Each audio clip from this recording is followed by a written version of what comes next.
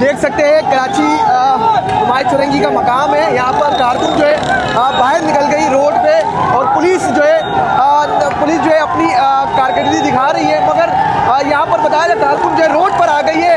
बिल्कुल सामने पुलिस देख सकते हैं, सामने पुलिस दिखाए, पुलिस है, पुलिस निकल गई है। आवाम रोड पे, आवाम जो है रोड पे निकल गई है, पुलिस के सामने नारे लगा रही है।